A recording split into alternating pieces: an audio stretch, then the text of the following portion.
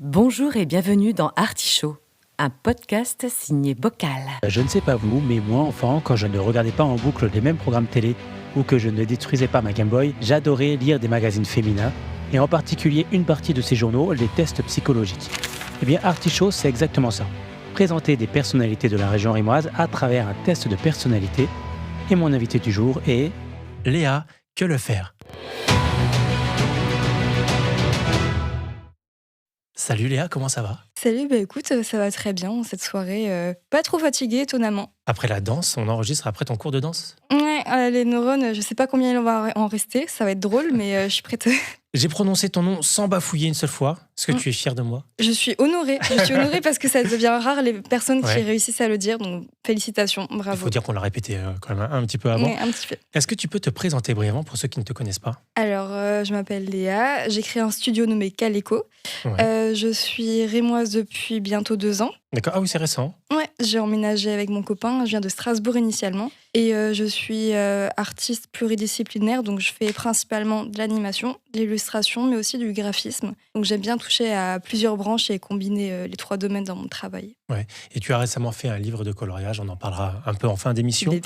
Artichaut, j'explique pour ceux qui nous rejoignent, c'est un interview, on va dire, sous forme de test de personnalité de magazine féminin. Donc c'est quelque chose de très léger, mais de cette légèreté, on va essayer d'apprendre à te connaître. Donc 10 questions, 3 possibilités à chaque fois, et à la fin, on essaie de voir quel est le résultat du test. Et le test, est-ce que tu veux le connaître? Bien sûr. Oui, bien c'est sûr. mieux parce que sinon ça prend l'air tout le principe du podcast. Quel trait de caractère domine chez vous? Voilà, test de personnalité de magazine féminin. C'est très compliqué en plus dans ma tête. Ouais, on va voir si on Bon courage. ça se trouve, tu vas te découvrir toi-même. Ouais, j'ai envie de savoir déjà. Là. On passe au test tout de suite. Question numéro 1. Vous arrivez à une soirée, vous ne connaissez personne. Ok. Vous discutez avec le premier groupe venu. C'est la réponse numéro A. La numéro A, hein, tu notes. B. Vous observez discrètement les lieux avant de vous lancer. Ou C. Vous trouvez le chat, le chien ou le buffet. Je comprends pas toutes les propositions. Je sais tellement ce que je vais répondre directement. Au début, je me suis dit, j'aime bien prendre la température au début, de manière par réflexe. Mais quand on m'a parlé des animaux et du buffet, j'ai un petit faible. Souvent, dans les soirées, je suis très souvent attirée par la nourriture proposée plutôt que par les personnes. Mais est-ce que c'est pas pour fuir un petit peu le contact avec les personnes? C'est vrai que j'ai du mal des fois avec la foule. Mais j'ai aussi un très gros faible pour les animaux. Et souvent, c'est les premières personnes avec qui Parce qu'on a fait un lien entre la nourriture et les animaux. Oui, c'est pas... On va éviter, je ne mange pas de chien, je suis végétarienne, donc ça va aller. Là, typiquement, les animaux, c'est un petit peu mon dada. Donc, réponse est directe. Et à choisir entre une soirée dans un canapé ou une soirée, une sortie avec du monde, tu préfères quoi? Canap. Plutôt casanière. Après, je suis très casanière, mais j'ai besoin de moments où je sors un peu, mais ça arrive une fois tous les 4 mois. Donc si tu sors avec moi une fois, franchement, c'est un honneur parce que ça arrive très très rarement. Faut remplir ta jauge sociale pour pouvoir après c'est ça, sortir. Et encore, j'ai une petite jauge sociale, c'est-à-dire j'adore rencontrer des personnes, discuter avec des inconnus, mais par contre, je suis vite fatiguée. Donc c'est bien le canapé aussi, des fois. Et c'est quelque chose qu'on dit avec mes invités souvent dans le podcast, c'est qu'on a tous une jauge sociale différente et qui se vide plus ou moins vite selon les personnes. Donc il faut apprendre à faire avec sa jauge sociale, apprendre à la connaître, et puis aussi apprendre à faire avec la jauge sociale des autres. Ouais, c'est ça, mais c'est pas toujours facile de discerner aussi quels sont ses besoins, donc ça vient avec le temps. Mais oui, juste se respecter les autres. C'est quoi ton truc du coup pour faire remonter ta jauge sociale? C'est une bonne question, je crois que tu vas devoir couper un peu au montage parce que je réfléchis. Déjà, je crois que j'ai besoin de nature. Si j'ai pas d'air, je deviens vite un petit peu aigrie. Enfin, je sens que j'ai besoin vraiment de respirer, donc je dirais que c'est aller en forêt. Et vu que j'ai un chien, me promener avec mon chien, ça fait du bien en général. Tu n'auras pas besoin de couper. Ça va très vite. Question numéro 2. Un ami vous appelle en pleine galère. A. Vous cherchez immédiatement une solution. B. Vous l'écoutez pendant 1 heure s'il le faut. Ou C. Vous trouvez un moyen de le faire rire. Je dirais B. Je suis plutôt dans l'écoute. Parce que j'aime bien apporter des réponses en me mettant à la place aussi de mon interlocuteur. Donc je suis plutôt dans le ressenti avant de proposer les solutions. Donc s'il y a quelqu'un qui m'appelle pour faire un monologue de 1 heure, il n'y a pas de souci, je serai là. On parlait de galère. C'est quoi la plus grosse galère que tu peux connaître dans ton boulot soit de graphiste ou de motion designer, 3D designer? Je ne sais plus, il y a trop de choses. Je dirais que c'est problème de paiement d'un client. Ouais. En fait, quand je suis arrivée sur Reims, j'aurais pu donner des cours dans une école. Et j'avais un projet à côté où on m'avait dit comme quoi ce serait des revenus réguliers. Je ne vais pas citer le client, bien sûr, mais je trouvais cette opportunité géniale, donc j'ai annulé les cours. Et je me suis basée sur ces revenus. Et en fait, il s'est avéré que ça s'est annulé. Et l'argent qui a été signé dans le contrat, ça fait 3 ans. J'attends encore. Ça vient au compte-gouttes. Donc je dirais que la galère, c'est vraiment un client qui n'a pas réussi à assumer les coûts au final, qui ne s'est pas rendu compte de la charge de travail que ça représente, malgré le devis. Donc, c'était se faire payer. Donc, ça fait 3 ans que je suis dans cette galère, mais ça va, ça commence à se finaliser. Une galère que connaissent beaucoup d'auto-entrepreneurs, du coup. Il faut réussir à bien se préparer, bien s'entourer et sécuriser aussi. C'est pas sexy dans ce travail, mais... c'est pas ce qu'on imagine quand on voit le travail d'auto-entrepreneur, mais surtout quand on est artiste. On s'imagine pas forcément ça, on voit que le beau côté des choses. Et puis il y a tout l'administratif qui est là à côté, et puis c'est aussi des notions qui sont plus ou moins abstraites, parce que si on est artiste, on ne fait pas forcément dans la finance, on n'a pas fait d'études liées à ça. Et il y a des choses, des fois, on peut tomber dans des pièges. Il faut vraiment faire attention, en fait, au final. Question numéro 3. Au travail, on vous confie un nouveau projet. Vous préparez un plan détaillé, vous foncez et vous improvisez en route, ou vous demandez d'abord pourquoi ce projet existe. Je pense que je m'y mettrai directement, mais c'est vrai qu'à la fois, ma vie peut être un peu chaotique des fois. En fait, à la fois, j'aime bien avoir un bon process et me renseigner. J'aime bien être organisée dans l'évolution de mon travail. Donc, je pense que ce serait directement faire des recherches, tâtonner, expérimenter. Plutôt la A, du coup. Un plan détaillé. Ouais. Ok. Pas de souci. Préparé. Préparé, organisé. En parlant de projet, est-ce que tu peux nous parler de Color Reims et comment ça se prépare, un projet comme ça?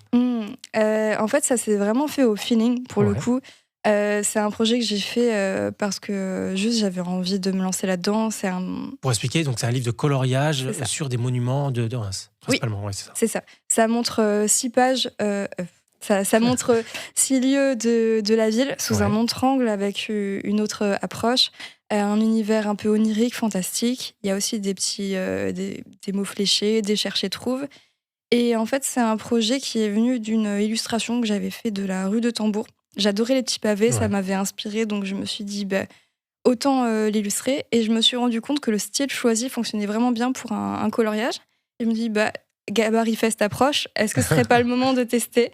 Donc j'avais fait dans mon process déjà 3 illustrations que j'avais mis en page de manière un peu moins poussée pour tester un petit peu, justement savoir quelle est ma cible, comprendre un petit peu où est l'intérêt. Et ensuite j'ai vu que ça marchait vraiment bien et que j'en avais pas fait assez, que ça partait beaucoup trop vite. Donc je me suis dit c'est le moment, j'en ai fait 3 de plus et j'ai fait un objet vraiment concret en travaillant avec l'imprimeur local. Et du coup, le process, c'est un projet que je fais à côté de mon activité. Donc, j'utilise le temps libre pour m'y mettre. Et en fait, dès que j'avais un moment de creux, je m'y lancée. Donc, c'est un peu un projet passion où juste j'ai envie de m'y mettre. Et si on veut acheter un Color Reims, on va où? Il est disponible dans plusieurs librairies de la ville. Donc, par exemple, Amaury, La Procure. Toujours là, Amaury, pour les projets qu'on a vu passer avant. Il y a l'Office du tourisme aussi, où c'est disponible. Et en fait, il y a une dizaine de points en tout. Tout est disponible sur l'Instagram color.ta.ville, où tout est noté. Et je le mettrai aussi sur mon site internet. Et si vraiment vous ne pouvez pas vous déplacer, c'est disponible aussi dans la boutique en ligne sur l'Instagram, qui sera dans la description. Qui est Léa.klf. C'est ça. Non, c'est pas Léa Kiff, c'est Léa.klff que j'avais créé. 2F, c'est ça. Que j'avais créé quand j'étais en seconde. Il n'a jamais bougé. Il y a un Instagram dédié aussi au carnet de coloriage qui s'appelle Color ta ville. Donc toutes les infos sont dessus. Si Parfait. Besoin. Puis on les remettra en description également. Question numéro 4. Dans une dispute, vous êtes plutôt du genre à chercher un compromis, à défendre votre point de vue jusqu'au bout, ou à réfléchir à ce que vous auriez dû répondre 3 heures plus tard sous la douche? J'irais la A. Ouais. J'irais la A. Je suis pas forcément dans le conflit, sauf si c'est quelque chose qui me tient à cœur. Et là, je peux être burnée dans le sens où je vais écouter la personne en face, mais je vais avoir du mal à changer de point de vue. Mais je vais toujours être dans l'écoute. Je suis pas dans la confrontation initialement. Je suis plutôt du genre à, s'il y a un conflit, je vais me mettre dans ma bulle et réfléchir entre moi et moi-même. Est-ce que j'ai la bonne approche ou est-ce que c'est lui qui a raison? Donc plutôt dans l'introspection, la réflexion que la confrontation directe. Même si je pense que c'est déjà arrivé quelques fois quand même. J'allais dire justement, est-ce que tu t'es déjà battue? Alors, je veux le drama. Alors si tu veux du drama, je me rappelle d'un truc. Alors non, mais l'image va être tellement tachée. Quand j'étais petite avec ma sœur, on se battait pour des culottes quand l'une piquait l'une de l'autre et on se griffait à sang. Attends, quel âge? Je sais pas, 7 ans. Ah ouais. Et non, c'était vraiment les moments les plus épiques de ma vie. J'en ai très honte, mais ça a existé. Ça s'est passé. Oui, c'est passé depuis que vous disputez. J'ai plus de griffes, promis. Ouais. Vous battez plus? Non, tout va bien. Parfait. Donc, cherchez un compromis pour la question numéro 4. On passe à la question numéro 5. Votre pire cauchemar. A, décevoir quelqu'un. B, vous ennuyer. Visiblement, c'est pas trop le cas. Ou C, faire quelque chose d'absurde sans comprendre pourquoi. Aucun des trois ne m'effraie.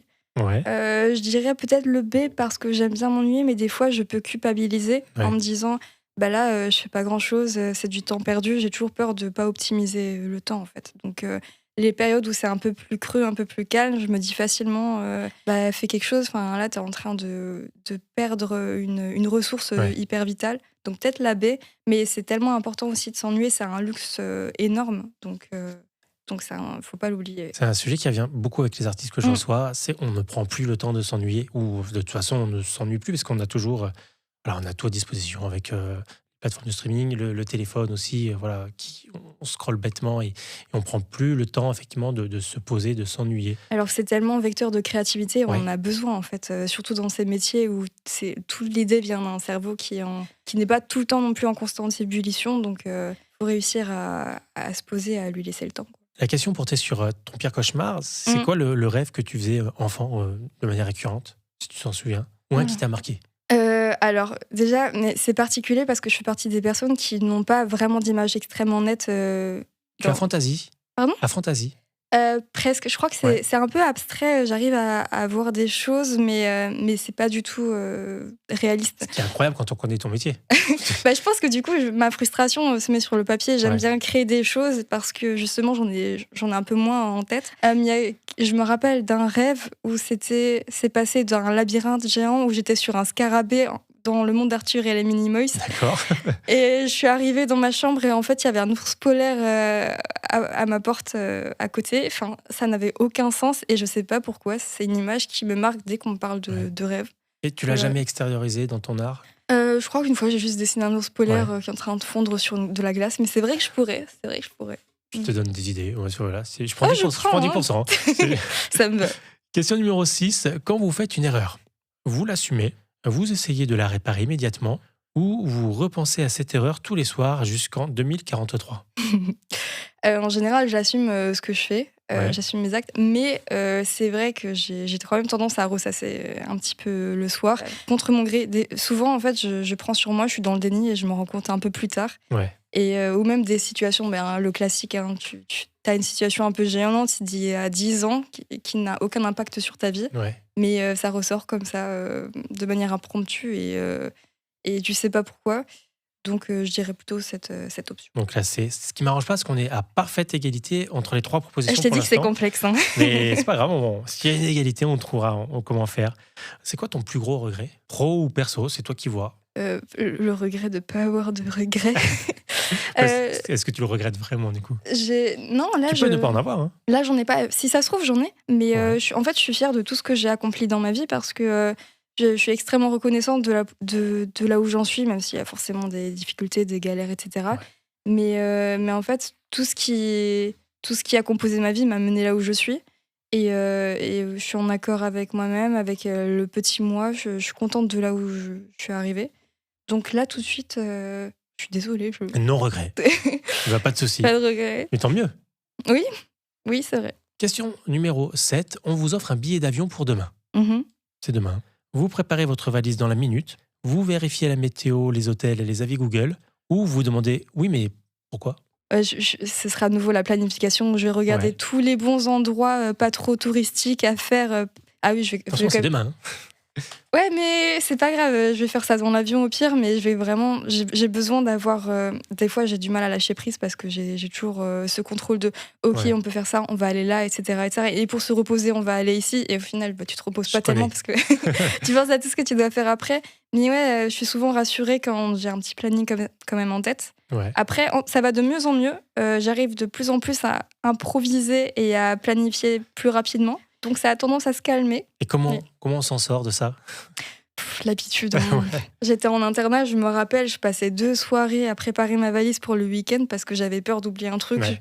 La valise faisait le quadruple de la taille au cas où j'avais besoin de quelque chose. Et en fait, à force, on trouve les bons réflexes et puis avec le temps, on arrive à être plus pertinent dans les choix. Il faut se faire confiance.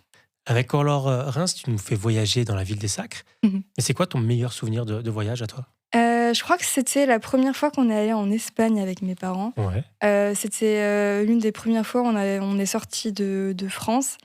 Et en fait, c'était vers l'Alhambra. Et en fait, tout le climat était génial. Et puis, je découvrais une nouvelle culture que j'adore vraiment, l'Espagne. Je suis fan. Et même la location, on avait toute la montagne autour de nous. On était tout seuls. On pouvait monter sur les toits. Enfin, l'ambiance était vraiment top. Et ouais, c'est vraiment un voyage qui m'a marqué, je pense, juste Ouais. par la culture et Espagne. l'ambiance générale. Tu es retourné depuis? Je suis retournée en Espagne, mais c'était pour des tournages avec mon copain. D'accord. On a- Tu fais de la vidéo? Qui fait de la vidéo. Ok. Ouais. Toucans. Si On mettra certains ça le sur les connaissent. réseaux. Tu m'enverras le réseau et puis on le C'est mettra en cadeau. description. Question numéro 8. Oui, c'est ça. On vient de faire la 7. Question numéro 8. Votre entourage dit souvent que vous êtes fiable, énergique ou étrange, mais dans le bon sens. Je sais pas pourquoi. Il y a On une peut petite pas précision. on peut pas en entourer deux. Oui, tu peux, bien sûr. Je dirais B et C. B Même et si- C, donc même si énergique je suis et une personne- étrange. Je suis une personne très fiable aussi, je pense. Mais oui, souvent, moi j'en suis fière d'être un peu. Des fois, je suis un peu maladroite aussi dans les interactions ou même dans. Des fois, j'ai des pensées. J'aime bien mélanger des choses aussi. Il y avait un mot particulier qui était à la mode à un moment, je l'ai totalement oublié. Mais les faits de mélanger des notions qui ont aucun lien. Ouais. Et c'est aussi pour ça que j'adore le surréalisme. C'est parce qu'on se permet de mélanger des choses qui ont pas forcément de référence l'une ou l'autre. Et ouais, certains me disent non mais Léa t'es trop perchée, mais qu'est-ce que tu me racontes là, mais j'aime bien. Et la B, apparemment je fais du sport 5 fois par semaine à l'UCPA et j'ai appris qu'on me surnommait la fille à 200%. Donc je suppose que Pourquoi? parce qu'apparemment je vais à 200% dans Ouais. ce que je fais, donc je dirais elle est Donc B et C. énergique et étrange. Ça, c'est ce que diraient tes amis de toi. Mais c'est quoi la qualité qu'il faut avoir pour être ton ami? Faut être franc, faut Ouais. être honnête. Moi, je suis quelqu'un de direct et j'ai besoin que les personnes soient transparentes avec moi. Ouais. Après, juste être bienveillant, en fait. Juste de la bienveillance. Et je suis pas très difficile, il faut juste être sympa, en fait. Oui, c'est déjà beaucoup pour certains. Ouais, Franc et bienveillant, il y en a qui n'y arrivent pas. en tout cas, avoir un bon fond, c'est déjà pas mal. En C'est tout cas, déjà bien. essayer d'avoir un bon fond, c'est déjà pas Soyez mal. des bons gens et vous pourrez être Soyez amis des gens avec Léa. sympas, c'est cool. Question numéro 9, on arrive déjà à la fin du test. Léa, face à l'inconnu, vous êtes curieuse, vous êtes prudente, vous êtes enthousiaste. A et C. Ouais. Et s'il faut en entourer que un. Non, on peut. Ouais. Parce que j'adore justement me perdre dans les ruelles. En plus, je me rappelle souvent, même quand je partais en vacances encore avec mes parents, je voulais tout le temps partir par tout. C'est là, non, mais on n'a pas le temps, on ne sait pas ce qu'il y a. Et moi, Ouais. j'adore justement trouver les petits recoins cachés, les petites ruelles, etc. Et c'était quoi la C de nouveau? La C, c'était vous êtes enthousiaste. Ouais. J'aime bien la nouveauté, comme beaucoup de Ouais. monde, je pense. Donc, en fait, ça me stimule. J'aime beaucoup. J'aime beaucoup découvrir des trucs un peu partout. D'où aussi le colo Reims. Parce que ça met en exergue aussi des petites choses auxquelles on ne pense pas forcément. Et j'adore découvrir des petits endroits cachés, des petits détails sur les façades, des sculptures qui sont dans des recoins. Et trouver de la beauté dans les petites choses du quotidien, je trouve ça top. On parlait tout à l'heure de ton côté, de ton besoin de contrôler un peu, de préparer ton quotidien. Quelle est ta part d'improvisation justement dans ton activité quotidienne? En fait, ce qui est drôle, c'est qu'il y a vraiment les deux. C'est à la fois, je me dis, ok, il faut que tu dormes tant et tant, donc tu te lèves à 7h, après il faut que tu manges ça, il faut que tu attendes 4 heures avant ton prochain repas. Enfin, je m'organise dans les horaires. Mais entre ces horaires, je m'autorise vraiment à à m'écouter sur est-ce que j'ai envie de travailler sur ce logo, est-ce que je veux travailler sur cette illustration, est-ce que je joue avec mon chien et le chat de mon copain. Donc, je crois que j'arrive à trouver quand même un entre-deux assez sain entre le cadre et l'improvisation. Mais ouais, en fait, souvent, je sais plus, j'ai oublié ta question, je suis désolée. Mais... Là, pardon, je me suis perdu moi-même. La part d'improvisation dans ton activité quotidienne. Je dirais qu'elle est disséminée un peu partout, entre les horaires et les petites règles que je m'impose. Ouais. C'est dur si on est pareil et qu'on oublie tous les deux ce qu'on est en train de dire, c'est compliqué. Oui. Je m'étais perdu. Il est 22h, on est excusé. Je suis dans la 9, la 10, je sais plus. On passe à la dernière question, toute dernière question, Léa. Si vous étiez un personnage de fiction, A, le héros qui rassemble l'équipe, B, vous êtes le personnage imprévisible qui met l'histoire en mouvement, ou C, le type bizarre qui a toujours raison à la fin? En vrai, je dirais la B, parce que souvent, je suis un peu à l'ouest quand même, pour le meilleur et pour le pire. Ça m'arrange pas tout ça, mais la B, ok. Cas exceptionnel, ok. Je serais l'élément perturbateur malgré moi, parce que j'irais peut-être dans des directions auxquelles les gens ne penseraient pas forcément. Si tu veux, on peut mentir sur les comptes. Hein. Non, mais tu pourras choisir après celui qui t'intéresse le plus. Tu auras le choix parce qu'on a une égalité parfaite entre les trois propositions. C'est la première fois que ça m'arrive. Il fait quand même bien ton test, je te promets. Mais c'est pas grave, tu pourras choisir. Et j'ai prévu quand même une réponse aussi en cas d'égalité. Les jokers. T'inquiète pas. Donc, hop, là, B. C'est quoi ton crush de fiction? Le personnage de fiction dont tu étais amoureuse quand tu étais petite ou encore maintenant, je sais pas. J'ai jamais vraiment eu de crush. Ouais. Je me rappelle que j'avais adoré Spirit dans le dessin animé avec le cheval. Ça me fait bizarre, dit comme ça. Non, si, je me rappelle qu'à un moment, je regardais Teen Wolf et j'ai totalement oublié le... C'était le mec qui devenait ambivalent, qui était maléfique et gentil à un moment dans un épisode. Je vais pas spoiler parce que de toute façon, je me rappelle plus. De toute façon, je pense que c'est passé. Je crois qu'il s'appelait Styles ou quelque chose comme ça. Mais non, j'ai jamais eu vraiment de crush. De crush de fiction? Non, en fait, je créais mes propres fictions de mon côté. Donc, ça me suffisait. Tu crées tes propres crushs. Ma maman, elle a une boîte de bricolage. Elle est comme ça. Elle est gigantesque. Elle fait 2 mètres sur 2 mètres. Et en fait, dedans, il y a tous les bricolages qu'on faisait avec ma soeur. On faisait pas beaucoup de sport, mais par contre, on déchirait du papier, on collait, on dessinait. Et à un moment, je me rappelle, j'avais fait une fausse télé où tu pouvais tourner pour changer l'écran. Je faisais je faisais plein de trucs. Donc déjà, à l'époque, tu avais cette fibre-là de créer et de raconter des histoires. Après, on a été encouragés aussi dans l'expérimentation. Je pense que nos parents nous ont aussi laissé nous amuser comme il le fallait. Bah, j'étais très team bricolage-dessin depuis petite. Des parents déjà un peu avec une fibre artistique ou pas du tout? Ma maman est professeure des écoles, donc je pense qu'elle a dû faire plein de bricolage dans son passé. Des activités manuelles comme ça pour les enfants. C'est ça. Mon papy, il a fait de la poterie. Mon papa, il faisait des revêtements de sol, pour résumer. Donc peut-être que dans le mouvement, je ne sais pas. Ma tata qui fait de la peinture, donc je pense qu'il y a un petit peu de tout ça. Quoi. Il y a quand même un petit peu des exemples sous la main. Ok. On a fini le test, on va pas lire tout de suite la proposition. C'est passé vite. Le temps que je réfléchisse comment on va démêler tout ça. On va se dépatouiller. On va déjà parler un petit peu de toi. Avant de découvrir les résultats, déjà, on en a un petit peu parlé, mais où est-ce qu'on peut retrouver ton travail? Alors, déjà, je suis plutôt active sur mon Instagram, qui est personnel et professionnel à la fois. Qui s'appelle Léa KLFF et pas Léa Kiff comme certains le lisent. Moi-même, je suis fait avoir, j'avoue. Et sinon, il y a color.ta.ville sur Instagram aussi pour le colorins, pour en voir un peu plus, où il y a aussi des liens de redirection qui en parlent un peu plus en profondeur. Il y a mon site internet calecostudio.com. Où on peut voir une grande partie de mon travail animé aussi. Il y aura l'exposition à la cartonnerie, là où on enregistre actuellement, qui commence en septembre, il me semble. Ok, c'est bon, le podcast sera sorti avant. Où j'exposerai aussi mon travail pour l'ouverture. Et tu avais exposé il y a quelques temps à l'Occasion Café, c'est ça? C'est ça. Il m'avait proposé, très adorable. Je me rappelle. Un lieu ami des artistes à Reims. Il y en a plus tant que ça, donc c'est bien d'avoir ce genre de lieu. Comment tu décrirais ton travail artistique et est-ce que tu te considères comme une artiste? Déjà, c'est vrai que j'ai souvent eu du mal à me décrire comme artiste parce que j'ai un backup de design, donc c'était plutôt des études. J'ai fait des maths graphisme et master motion design. Plutôt des commandes du coup auxquelles tu réponds? Ça, pour moi, j'étais plutôt dans le design pur et dur. En fait, plus j'évolue, plus je me rends compte que c'est vraiment cette fibre artistique qui me fait le plus vibrer. Je sais plus quelle était la question. Est-ce que tu te considères comme artistique et puis comment tu qualifierais ton travail ? Et du coup, mon travail, je le qualifierais comme un travail plutôt onirique, enfantin, coloré et surréaliste. Même si ça peut vraiment évoluer en fonction des projets, des demandes, mais c'est ce qui me plaît le plus en tout cas, c'est ce qui m'inspire le plus, ces thématiques-là. Et quelque chose de joyeux en général aussi, de dynamique. Et puis voilà, j'aime bien mélanger les textures, en fait, expérimenter, mélanger des choses qui ne vont pas forcément ensemble. Et puis souvent, ça crée des choses vachement intéressantes. Donc j'aime bien tâtonner par-ci, par-là.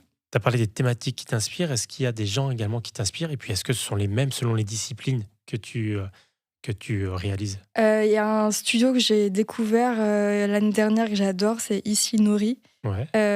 J'étais tombée sur leurs livres dans une galerie d'un musée et je trouve ça sublime. Il y avait Jean Mallard aussi en illustration. Après, forcément, il y a Dali dans le surréalisme que j'adore. Et après, en fait, je pioche un peu partout dans le quotidien et sur Internet. Je m'inspire de beaucoup de choses différentes, mais je dirais que ce sont les 3 noms qui reviennent le plus en ce moment. On a parlé déjà de Color Reims tout à l'heure. C'est quoi la suite de ce livre ? Quelle suite tu vas lui donner ? Justement, j'hésite encore parce que j'aimerais bien à la fois faire un Color Alsace, puisque ce sont mes racines, je suis alsacienne initialement, mais il y a aussi beaucoup d'autres endroits qui m'intéressent à Reims. Donc ce serait soit faire un Color Reims 2, soit faire un Color Alsace, et par la suite faire pour plein d'autres villes, ou même s'il y a des clients qui ont des grandes structures qui veulent aussi reprendre ce concept. S'ils ont les moyens, je peux très bien m'adapter et faire... je dis toujours l'exemple du parc d'attractions. C'est un exemple con, mais voilà, ça peut vraiment être décliné sur plein de choses différentes, sur plein d'enseignes. Mais voilà, pour la suite, j'hésite encore entre un Color Reims et un Color Alsace. Donc vous verrez, c'est la surprise. Suivez Léa sur ses réseaux et vous verrez. C'est ça. Alors, si tu fais un Color Alsace, il faudra refaire un compte Insta. Un troisième compte à gérer. gérer. Je l'ai appelé Color ta ville, justement. J'ai prévu le coup. Pas bête. Et oui, j'ai vu loin. C'était maline. Et je t'ai dit, je prévois les choses. Qu'est-ce qui te fait vibrer dans la vie ? Qui te fait vraiment kiffer ? Les petits bonheurs du quotidien, les petits moments, voir mon chien heureux, voir des fleurs qui fleurissent. Enfin, souvent, ce qui me fait le plus vibrer, c'est quand je me pose et que j'entends la nature, j'entends... je pense que ça se sent aussi peut-être un peu dans mon travail, même s'il est plus fantastique que réaliste, mais je dirais...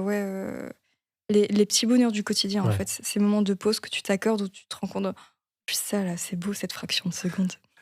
Est-ce que tu as une actu dont on n'aurait pas encore parlé ? Non, il y en a une, mais c'est pas officiel, donc je peux pas encore en parler. On en parlera en off. J'ai réfléchi. Déjà, il y a l'exposition de la cartonnerie qui arrive doucement. Septembre. C'est ça. Donc, vous pourrez voir une partie de mon travail que j'avais déjà montré dans les marchés. Je vais aussi montrer des choses créées pour l'occasion. Là, je suis en train de créer une animation aussi que je vais essayer de projeter pour cette exposition. Donc, je travaille dessus dans mon temps libre. On verra si je la finis à temps. Ouais, en plus, j'ai commencé à faire les croquis de toute la trame de l'animation. J'ai vu gros. On verra ce que ça va donner, si ça se finalise ou pas. Et voilà, je prépare l'exposition de mon côté. Je vais te faire lire le test. Alors, je vais te laisser choisir ta réponse, mais avant, je te laisse lire ça, ici. Faut que je lise à voix haute, je suppose. Ouais, à partir de ça. Ok, les 3 à égalité. Ça tombe bien, j'avais prévu le coup. Félicitations, vous êtes officiellement impossible à résumer dans un test de magazine féminin réalisé en 5 minutes. Il va falloir consulter un astrologue, un psychologue et 3 anciens partenaires pour en savoir plus. Alors, je suis désolée, mais j'ai pas 3 anciens partenaires, donc déjà, ça va être compliqué. Mais ouais, je veux bien, hein, si on m'offre des séances de psychologue, astrologue gratuites, moi, j'y vais tous les jours.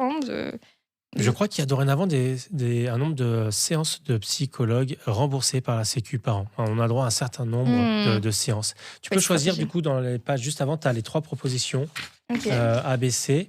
Tu peux choisir celle qui... Tu as le luxe de pouvoir choisir qui tu veux être. Alors, pour nos auditeurs, nous avons le A, la bienveillance, le B, la détermination, et le C, la curiosité. Je dirais quand même la bienveillance, parce que je suis curieuse, mais je connais beaucoup de personnes qui sont bien plus curieuses au quotidien que moi. La détermination, je suis très déterminée, mais j'avoue que souvent, je suis plutôt dans la réflexion, l'introspection, et est-ce que c'est le bon moment ? Est-ce que j'y vais maintenant ou pas ? Même si j'ai confiance en mes capacités. Du coup, le test ne se trompe pas non plus en te mettant sur les 3 propositions. Ouais, Je suis une personne complexe, il faut croire. Ouais. Donc, si je choisis la bienveillance, vous êtes probablement la personne qu'on appelle pour déménager un canapé, garder un secret ou traverser une crise existentielle. C'est vrai. Vous aimez que les choses avancent dans le bon sens et vous avez tendance à penser au collectif avant de penser à vous.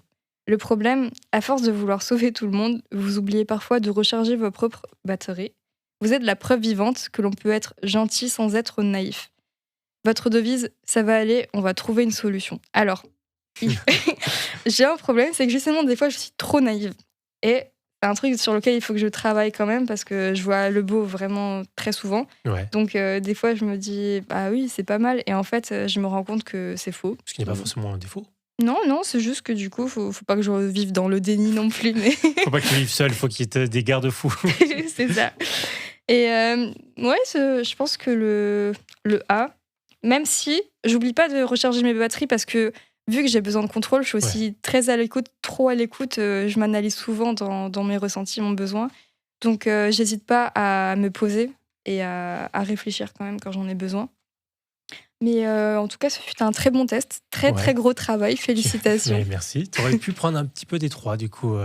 Tu veux que je lise les autres ? Non, je ne vais pas t'imposer ça, mais je pense qu'un petit peu de chaque te serait bien convenu. Merci en tout cas, Léa, d'avoir accepté mon invitation. Merci à toi. Si, je vais le tenter. Merci, Léa. Que le faire d'avoir accepté. J'adore comme tu le prononces. C'est ça, hein ? C'est une très belle voix. Je me suis entraîné énormément. Qu'est-ce qu'on peut te souhaiter pour la suite ? Plein de projets qui me font vibrer. En fait, je crois que c'est ça qui me rendrait le plus heureuse là en ce moment, c'est d'avoir plein de choses chouettes à pouvoir créer au quotidien, et puis de pouvoir continuer à évoluer dans cette petite ville parce que je suis là depuis même pas 2 ans, mais les gens sont sympas autour de moi. Donc, on est bien à Reims. Je te souhaite plein de projets et puis une belle expo à la rentrée à la Carto. Merci beaucoup. À bientôt. Au revoir, merci. Merci d'avoir écouté Bocal et à bientôt pour de nouveaux podcasts. En attendant, vous pouvez nous suivre sur Instagram, Bocal Reims avec un K, et retrouver l'agenda culturel local sur bocalreims.fr. N'hésitez pas à liker, à vous abonner, à nous donner du love. Soutenir Bocal, c'est soutenir la culture locale. Et n'oubliez pas, Reims donne à ceux qui le veulent bien. C'était Bocal. Bocal.